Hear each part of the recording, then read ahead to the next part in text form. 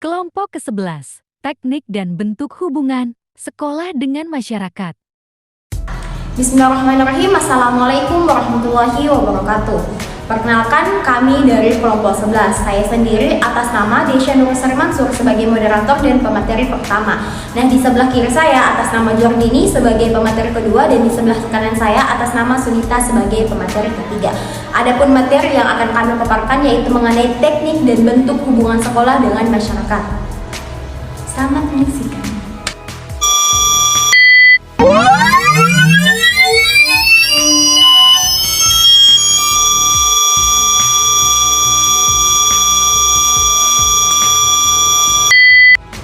Baik, langsung saja. Adapun materi yang akan saya paparkan yaitu mengenai teknik hubungan sekolah dengan masyarakat. Nah, di sini saya akan memaparkan mengenai dua teknik. Yang pertama yaitu mengenai teknik pertemuan kelompok, dan kedua mengenai teknik tatap muka. Nah, teknik pertemuan kelompok. Teknik pertemuan kelompok ini adalah sebuah komunikasi yang dimana di dalamnya terdapat pertemuan-pertemuan antara sekolah maupun kelas. Nah, yang terlibat di dalam pertemuan-pertemuan kelompok ini yaitu guru, staf tata usaha, dan tokoh masyarakat serta instansi yang berhubungan langsung dengan pertemuan kelompok ini. Nah, dengan adanya pertemuan kelompok ini dapat dilakukan dengan berupa diskusi, pidato, rapat, dan lain sebagainya. Dengan adanya pertemuan kelompok ini dapat memberikan dampak yang baik terhadap masyarakat, yaitu dengan adanya informasi-informasi yang didapat secara langsung terhadap sekolah itu sendiri. Nah, dan dampak dari sekolah itu sendiri yaitu dapat menemukan ide-ide dari pengetahuan-pengetahuan yang didapatkan oleh masyarakat itu sendiri. Nah, selanjutnya yaitu teknik kedua, teknik tatap muka. Nah, teknik tatap muka ini dilakukan oleh pihak sekolah atau suatu instansi dengan suatu masyarakat atau orang tua maupun wali dari siswa itu sendiri secara individual. Nah, dengan adanya teknik tatap muka ini, suatu instansi atau sekolah dapat mengetahui siswa yang bermasalah ataupun siswa yang memiliki kelebihan-kelebihan tertentu yang dapat diberikan wadah untuk mengembangkan bakat-bakatnya tersebut. Nah, pertemuan tatap muka ini antara pihak sekolah dengan masyarakat dapat dilakukan dengan cara memanggil orang tua atau wali siswa ataupun dengan mendatangi rumah siswa tersebut. Dengan adanya teknik tatap muka ini dapat memberikan rasa kebersamaan, kekeluargaan, dan saling terbuka antara pihak sekolah dengan orang tua wali terhadap masalah-masalah atau pengembangan yang dihadapi oleh siswa maupun dari sekolah itu sendiri. Teknik yang ketiga yaitu observasi dan partisipasi.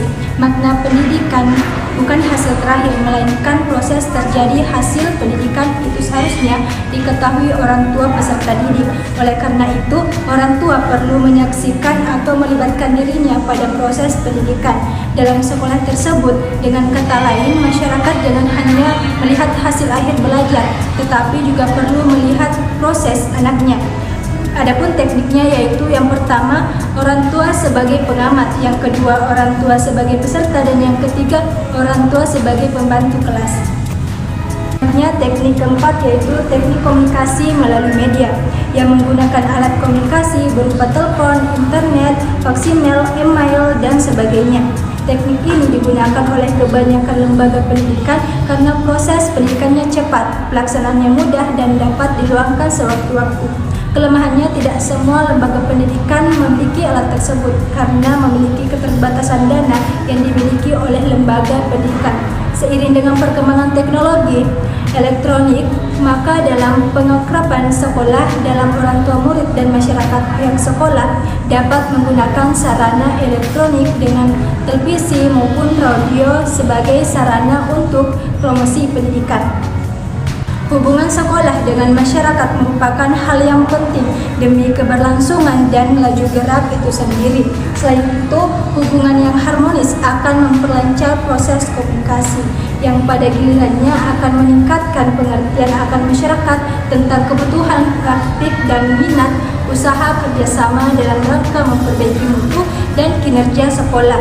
Untuk menerapkan teknik dalam sekolah harus didukung oleh prinsip-prinsip, yaitu saling berpesan dengan sabar dan kasih sayang, menyeluruh yang makruh dan mencegah yang munkar. saling mempermudah urusan, saling menggembirakan, bersikap lemah lembut dengan bijaksana, dengan tutur kata yang baik, dengan alasan rasional ataupun dengan melakukan cara yang lebih baik, dan yang terakhir yaitu tidak memaksakan kehendak.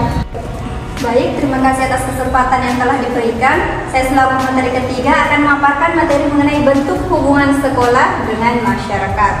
Yang pertama yaitu partisipasi dalam komite sekolah atau madrasah.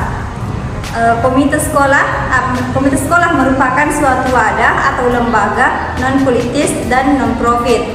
Komite ini dibentuk berdasarkan musyawarah yang demokratis oleh berbagai pihak yang berkepentingan dengan pendidikan pada tingkat sekolah.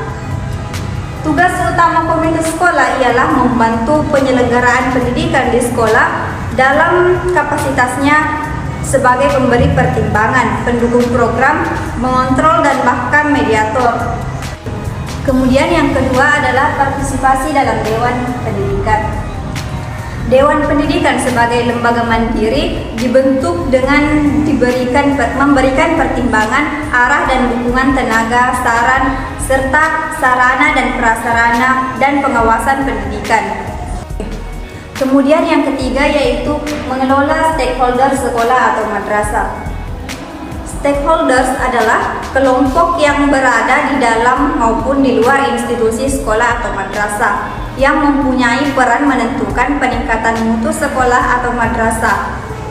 Secara sederhana, stakeholders sering dinyatakan sebagai para pihak lintas pelaku atau pihak-pihak yang terkait dengan suatu isu atau suatu rencana.